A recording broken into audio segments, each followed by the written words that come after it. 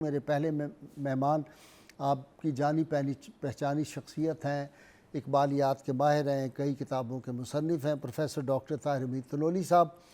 Doctor Tahir امین طلولی، بسم اللہ الرحمن الرحیم۔ بھائی صاحب، آپ نے جو اپنا درد دل بیان کیا ہے اتنی تفصیل کے ساتھ، بلا شبہ یہ انتہائی لمحہ فکریہ ہے اور افسوس کا مقام ہے کہ ہم کس دور زوال سے اور کس دور فتن سے گزر رہے ہیں کہ جہاں پہ دین موجود نہیں ہے اس سے بھی بڑھ کے استثناء اپنی جگہ پہ موجود ہے، دین کی جو نمائندہ جگہیں ہیں وہاں سے ہم دیکھتے ہیں کہ مسائل جنم لے رہے ہیں۔ یہ بہت بڑا المیہ ہے اور نوجوان نسل کو اس طرح متوجہ کرنے کی ضرورت ہے اور ایک ایسا معیار دینے کی ضرورت ہے کہ اس معیار کو سامنے رکھ کے نوجوان نسل جو ہے وہ دین کو سیکھے بھی اور دین کو آگے لے کے چلے بھی۔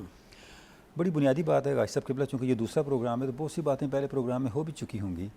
میں یہ عرض کرنا چاہوں گا کہ آپ نے ارشاد فرمایا کہ ممبر و محراب کا کردار کیا ہے معاشرے کو بنانے میں، سوسائٹی کو بنانے میں۔ ممبر و محراب سے مراد ہے وہاں پہ جو بیٹھی ہوئی شخصیات ہیں ان کا کیا کردار ہے۔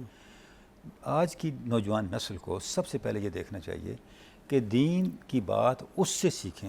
علامہ نے کہا تھا لذت قرآن از غلام مجو، جو غلام کسی کا ہو چکا ہے، چاہے وہ حافظ قرآن ہو، مفسر قرآن ہو، کچھ ہو، اس سے دین نہ سیکھو۔ پہلا معیار یہ ہے کہ دین اس سے سیکھیں جو دنیا سے الگ ہو اور مستغنی ہو، جو خود دنیا کی طلب میں ہے، جس کا اپنا معیار دنیا ہے، اس کا مطلب ہے وہ دیندار نہیں، دین کا تاجر ہے، وہ دین کو بیچ رہا ہے اور کبھی بھی اس سے آپ کو دینی سطح پہ وہ رہنمائی نہیں مل سکتی، وہ تعلیم نہیں مل سکتی جس کے اندر حقیقی حمیت ہو، حقیقی دینداری ہو اور جس میں آپ کو وہ اسپرٹ ملے جس سے اسلامی سوسائٹی نے بننا ہے۔ مسجد کا اتنا مرکزی کردار ہے۔ آپ صلی اللہ علیہ وسلم نے جب ہجرت فرمائی اور جب آپ ذرا مکہ المکرمہ کا ماحول تھے، ایک اور طرح کا ماحول تھا، وہاں پہ جبر تھا، وہاں پہ گھٹن تھی، وہاں پہ مشرکین مکہ کے ظلم اور زیادتیاں تھیں۔ جب آپ مدینہ تشریف لا رہے ہیں تو سب سے پہلے آپ نے کیا کیا؟ آپ نے مسجد بنائی۔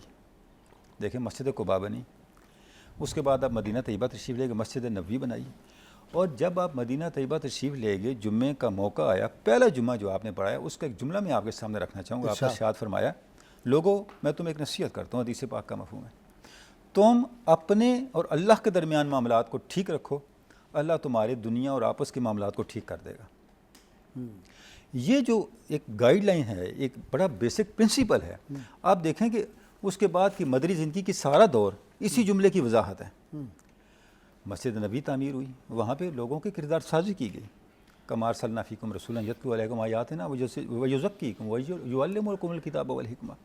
یہ جو فرائض تھے، کتاب پڑھائی جاتی تھی، قرآن مجید پڑھایا جاتا تھا تزکیہ کے لیے، کتاب تعلیم اور کتاب حکمت کے لیے، وَيُعَلِّمُكُم مَا لَمْ تَكُونُوا تَعْلَمُونَ، ان دیکھی دنیاؤں کو فتح کرنے کے لیے یہ مقصد تھا کتاب کو پڑھنے کا۔